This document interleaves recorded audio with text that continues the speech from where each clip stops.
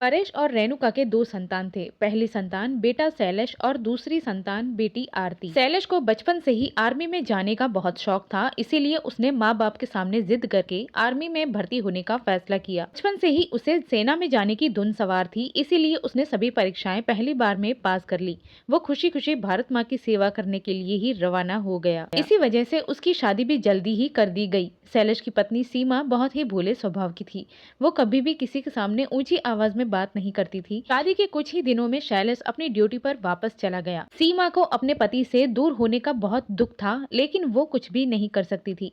भारी मन से उसने अपने पति को देश की रक्षा के लिए भेज दिया। अब सीमा अकेली अकेली अपने दिन काट रही थी। एक दिन सीमा की सास रेणुका जोर जोर से आवाज लगाने लगी, सीमा, अरे ओ सीमा, कपड़े सुखाने गई है या फिर आस पड़ोस के लड़कों को देखने में लगी है? तुझे इतनी देर क्यों लग रही है? इतना सुनते ही सीमा जल्दी से ऊपर से नीचे आई और बोली, माँ जी, छत पर बहुत तेज हवा चल रही थी, कपड़े बार बार नीचे गिर रहे थे, इसीलिए देर हो गई। रेणुका गुस्से में बोली, मुझे पेट में जलन हो रही है, सब्जी में इतने गरम मसाले डाले हैं कि मुझे रोज एसिडिटी हो जाती है।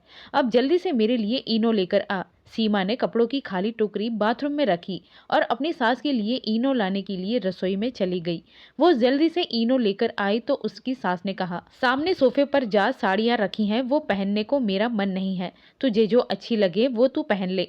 सीमा ये सुनकर चौंक गई। उसने सोफे पर रखी पुरानी साड़ियों को उठाकर देखा तो उनमें कई जगह छेद हो गए थे और कुछ जगह से जली हुई लग रही थी। तभी उसे याद आया कि वो वही साड़ी थी जो एक हफ्ते पहले मंदिर में जल गई थी। उसने दूसरी साड़ी उठाई तो उसे याद आया कि इस पर तो तेल गिर गया था, जिससे पीले दाग पड़ गए थे, जो धुलने के बाद भी नहीं गए थे। इसीलिए उन दोनों साड़ियों को पहनना बंद कर दिया गया था। सीमा इसी तरह साड़ियों को ध्यान से देख रही थी। तभी उसकी सास ने कहा, ऐसे क्या देख रही है साड़ियों को? अगर पहननी नहीं है तो वहीं रख दे, ज्यादा नखरे दिखाने की कोई जरूरत नहीं है। सीमा कुछ बोले बिना चुपचाप साड़ी लेकर अपने कमरे में चली गई। सीमा का पति सेना में था, इसीलिए उसकी पोस्टिंग हमेशा बॉर्डर पर ही होती थी। वो अभी बहुत बड़ी पोस्ट पर नहीं था, लेकिन इस बार उसकी ड्यूटी बॉर्डर पर एक बटालियन में लगी थी। सीमा की सास रेणुका उसे कभी भी पति के पास जाने नहीं देती थी। वो अपनी सास ससुर के साथ ही रहती थी और घर संभालती थी। रेणुका उसे अपनी बहू से ज्यादा एक नौकरानी की तरह रखती थी। चाहे सीमा कितनी भी थकी हुई हो, वो कभी कुछ नहीं कहती थी।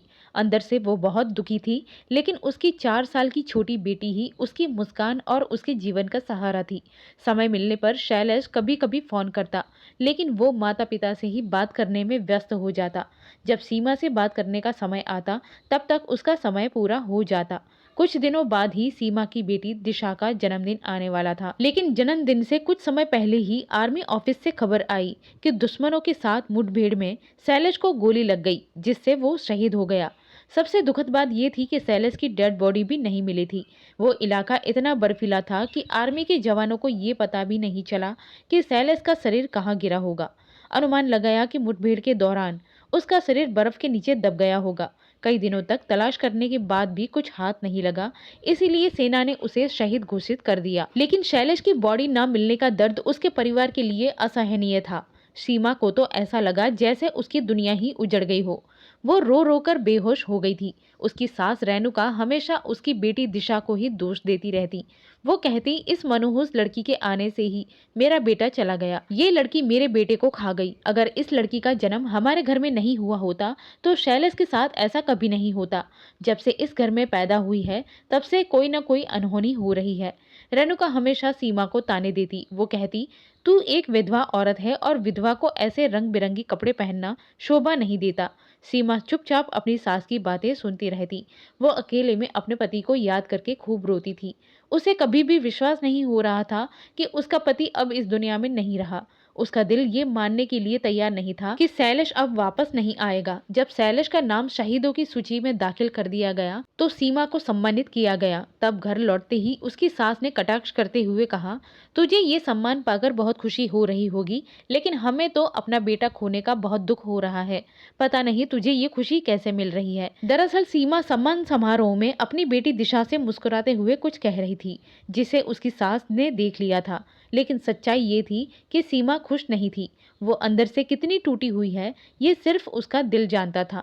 वो सिर्फ अपनी बेटी के लिए चेहरे पर मुस्कान बनाए रखने की कोशिश कर रही थी, लेकिन उसकी सास कोई भी मौका नहीं छोड़ती थी उसे ताने देने का। आज भी जब सास ने उसे अपनी पुरानी साड़ी पहनने के लिए दी तो उसका दिल रो पड़ा। वो अपने कमरे में जाकर जोर जोर से रोने लगी और उन पुराने दिनों को याद करने लगी जब शैलेश कुछ दिनों के लिए ड्यूटी से घर आया था। शादी के 3 महीने बाद ही सीमा गर्भवती हो गई थी। जब उसने ये खुशखबरी शैलेश को दी तो उसने खुशी में उसे गोद में उठा लिया।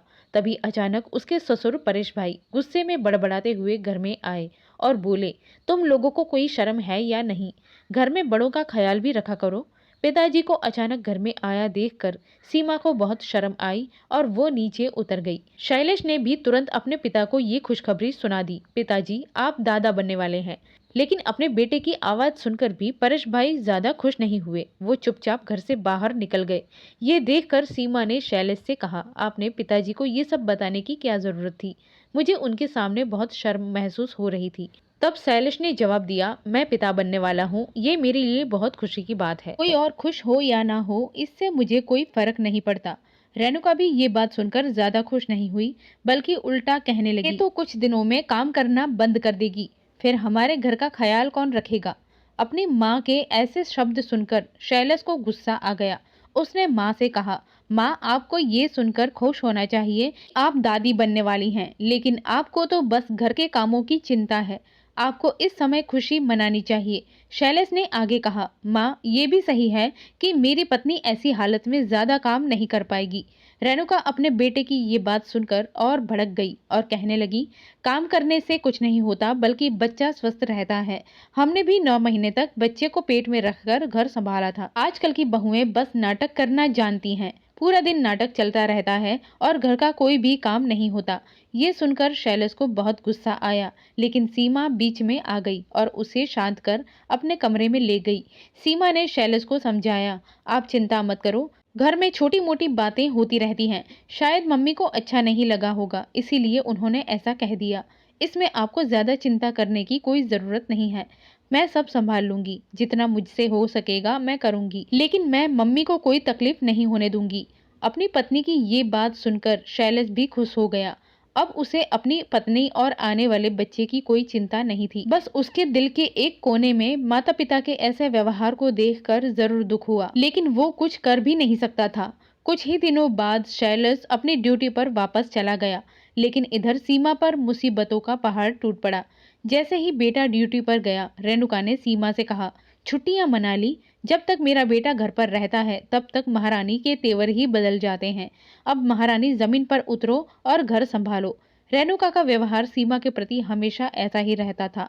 जब शैलेश चला गया तो सीमा के लिए एक एक दिन निकालना मुश्किल हो गया। वो बस शैलेश की वापसी का इंतजार करने लगी।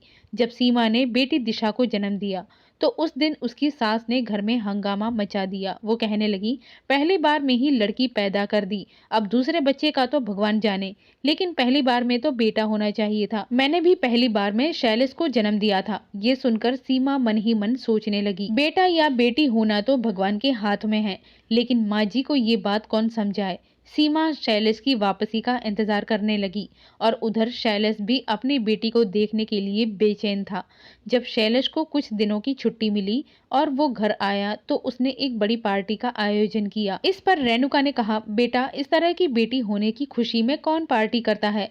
लड़की के लिए इतना खर्चा करने की क्या जरूरत थी? अगर बेटा हुआ होता तब इतना खर्चा करना ठीक था। इस पर शैलेश गुस्से में आकर बोला, माँ मेरे घर में संतान का जन्म हुआ है, ये मेरे लिए खुशी की बात है। चाहे बेटा हो या बेटी, दोनों मेरे लिए समान है। उस समय तो रेणुका चुप हो गई, लेकिन जब शैलेश वापस ड्यूटी पर चला गया तब सास ससुर ने सीमा को ताने मारने शुरू कर दिए। वो कहते, तुझे तो बहुत मजा आ गया होगा, हमारे बेटे से इतना सारा खर्च करवा लिया। तूने अपने मायके में कभी इतना देखा था जो यहाँ आकर इतना खर्च करवा दिया। बेचारी सीमा किसी को कुछ नहीं कहती थी, वो बस चुपचाप अपने दुख को सहती रहती थी। शैलेश ने सीमा से कहा था कि उसका प्रमोशन बहुत जल्द होने वाला है, इसीलिए वो अपनी पत्नी को अपने साथ ले जाएगा। लेकिन तब उनकी बेटी दिशा 1 साल की होने वाली थी और उसका जन्मदिन करीब आ रहा था। तभी शैलेश के शहीद होने की खबर आई। सीमा के लिए वो दिन एक मनहूस दिन था। वो कांप उठी और फूट फूट कर रो पड़ी, क्योंकि आखिरी बार वो शैलेश का चेहरा नहीं देख पाई थी। उसे तो ये भी नहीं पता चला कि उसके पति का शव कहाँ गया। रेणुका हमेशा अपनी पोती को मनहूस मानती थी। वे दिशा को अभागी कहकर बुलाती थी और सीमा से कहती थी कि अगर पहले बेटे को जन्म दिया होता तो कितना अच्छा होता, बड़ा होकर वो तेरा पेट भरता। लेकिन पहले ही बेटी को जन्म देकर अब विधवा बन गई। अब बेटा कहाँ से पैदा करेगी? बेटा पैदा करने वाला तो चला गया। पता नहीं रेणुका का दिल कैसा था कि वे इतनी कठोर बातें सीमा से कह देती थी। परेश भाई भी अपने पोती दिशा को अपने पास नहीं भटकने देते थे। दोनों ने कभी दिशा को भरपेट दूध भी नहीं पिलाया।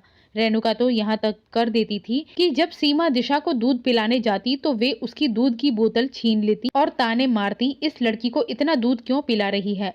इसे रोटी खाने की आदत डाल। दूध का खर्चा बढ़ता जा रहा है, अब इस खर्च को कौन उठाएगा? तेरा पति की पेंशन से ये सब पूरा नहीं पड़ता। सीमा ये सब सुनकर बहुत रोती और कहती, क्या मेरे पति की पेंशन पर मेरा कोई हक नहीं? माँ जी इतने निर्दयी हैं कि उन्हें अपनी पोती पर भी दया नहीं आती। आखिर ये उनके ही बेटे का खून है। सीमा कितनी दुखी थी ये तो सिर्फ वही जानती थी। इस तरह 5 साल बीत गए। जब रेणुका की शादी की सालगिरह आने वाली थी, उनकी बेटी आरती अपने पति के साथ मायके आई। आरती अपने पिता परेश भाई से कहने लगी, पिताजी इस बार चाहे जो हो जाए, हम आपकी सालगिरह जरूर मनाएंगे। इतने में सीमा दोनों के लिए पानी की ट्रे लेकर आई। तभी आरती के पति ने कहा, कितना अच्छा होता अगर आज हमारे बीच शैलेश भी होता। ये सुनकर सीमा का चेहरा उदास हो गया और उसकी आंखें भर आई। आरती तुरंत बोल उठी, अब भाई नहीं रहे तो हम क्या कर सकते हैं, लेकिन हमें मम्मी पापा की सालगिरह जरूर मनानी चाहिए। हम बहुत बड़ी पार्टी करेंगे। रेणुका भी पार्टी की बात सुनकर बहुत खुश हो गई। वो कहने लगी, अगर तुम इतना बड़ा प्लान कर रहे हो तो मुझे भी अच्छा लगेगा। आखिर जिंदगी का कोई भरोसा नहीं, आखिरी वक्त में कुछ अच्छा महसूस हो जाए। वैसे भी रोज रोज इस मनहूस चेहरे को देखना पड़ता है। उनका इशारा सीमा की ओर था। मेरा तो हर दिन खराब होता जा रहा है। 3 दिन बाद मम्मी पापा की शादी की सालगिरह थी, इसीलिए आरती ने सारी तैयारियां शुरू कर दी थी। लेकिन सीमा को इन तैयारियों से दूर रखा गया था। उसे उल्टा घर के सारे कामों में लगा दिया गया था।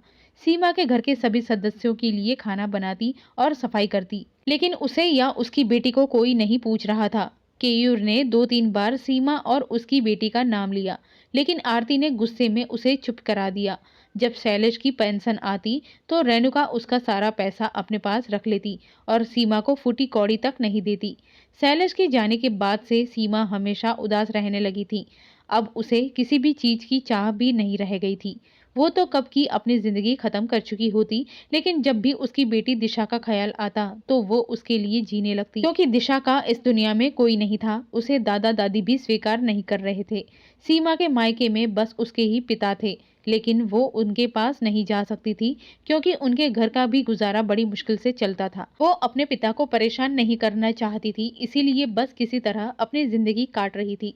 शादी की सालगिरह के दिन सुबह सुबह रेणुका ने सीमा को 2 पुरानी साड़ियां दी और कहा, इनमें से एक पहन लेना और अपनी बेटी दिशा को आरती की बेटी का पुराना ड्रेस पहना देना, नहीं तो लोग कहेंगे कि हम अपनी बहू और पोती का ख्याल नहीं रखते। वैसे भी हमें हमेशा ही नीचा दिखाया जाता है। बेजार होकर सीमा ने उनमें से एक साड़ी पहन ली। धीरे धीरे मेहमान आने लगे और खाना पीना शुरू हो गया। पार्टी में कई तरह के पकवान बनाए गए थे। बेचारी सीमा अपनी बेटी को कमरे में बंद करके रखती थी ताकि वो बाहर न आए। उसने दिशा को कुछ खिलौने पकड़ाकर बहलाने की कोशिश की ताकि वो कमरे में ही बैठी रहे। खुद सीमा मेहमानों को चाय नाश्ता परोस रही थी। कुछ समय बाद पार्टी का माहौल जोरों पर था। तभी आरती केक लेकर आ गई और उसे टेबल पर रख दिया। सभी मेहमान केक की तरफ देखने लगे। आरती ने सबको टेबल के पास आने के लिए कहा और सभी चारों तरफ से इकट्ठा हो गए। जब केक काटने का समय आया तो आरती ने अपने पिता परेश भाई और माँ रेणुका को केक काटने के लिए कहा। दोनों ने हल्की मुस्कान के साथ मेहमानों की तरफ देखा और फिर केक काटने लगे। सभी मेहमान उन्हें बधाइयां देने लगे। उसी समय अचानक छोटी दिशा वहां आ गई। मासूम बच्ची ने टेबल से केक का एक टुकड़ा उठा लिया। ये देखकर आरती को गुस्सा आ गया और उसने तुरंत दिशा के गाल पर एक जोरदार थप्पड़ जड़ दिया। छोटी दिशा अचानक गाल पर पड़े थप्पड़ से जोर जोर से रोने लगी। मेहमान भी यही सब देखकर चौंक गए। सीमा जो पास में खड़ी पानी के गिलास की ट्रे लेकर आई थी, उसने ट्रे को एक तरफ रखा और दौड़कर अपनी बेटी के पास पहुंची। उसने प्यार से उसे चुप कराते हुए कहा, बेटा, मैंने तुझसे कितनी बार कहा था कि कमरे से बाहर मत आना, फिर भी तू आ गई। चल जल्दी से कमरे में वापस चलो। लेकिन दिशा तो छोटी बच्ची थी, उसे ये बात कहाँ समझ में आने वाली थी। ये देखकर परेश भाई को और गुस्सा आ गया। उन्होंने ताने मारते हुए कहा, माँ बेटी खाने के लिए यहाँ आ गई, तुम्हें और कुछ नहीं दिखा, बस केक ही दिखा। अब हमारी खुशी नहीं देखी जा रही थी तुमसे। पहले हमारा बेटा चला गया और अब हमें चैन से जीने भी नहीं दोगी। आरती के पति को ये अन्याय सहन नहीं हुआ। उन्होंने सीमा का पक्ष लेने की कोशिश की, लेकिन तभी परेश भाई ने उन्हें भी डांट दिया। देखो, ये हमारा घर है, हमारे घर में क्या होगा और क्या नहीं, ये तय करने का हक सिर्फ हमें है। तुम हमारे मामलों में दखल मत दो। बेचारे जमाई भी चुप रह गए। सीमा और उसकी छोटी बेटी दिशा सबके सामने बेइज्जत हो गई। दोनों रोते हुए कमरे में चली गईं। दिशा जोर जोर से सुबक रही थी और सीमा उसे गले लगाकर खुद भी आंसू बहा रही थी। किसी को उनकी परवाह नहीं थी। मेहमानों में से कोई भी कुछ बोलने को तैयार नहीं था। परेश भाई अपना सारा गुस्सा सीमा पर निकाल रहे थे। उन्होंने गुस्से में कहा, तुम और तुम्हारी बेटी अभी और इसी वक्त इस घर से निकल जाओ। जैसे ही उन्होंने ये कहा, अचानक एक जोरदार आवाज आई, कोई कहीं नहीं जाएगा, सीमा जहाँ है वहीं रहेगी। सभी चौंक गए और दरवाजे की तरफ देखा। वहां शैलेश खड़ा था। वहीं शैलेश, जिसे मरा हुआ मान लिया गया था। सीमा ने जैसे ही अपने पति को देखा तो उसकी आंखें फटी की फटी रह गई। उसे अपनी आंखों पर यकीन ही नहीं हो रहा था। जिस व्यक्ति को मरा हुआ मान लिया गया था, वो आज उसके सामने जीवित खड़ा था। शैलेश को देखकर सीमा के शरीर से जैसे सारा खून खिंच गया।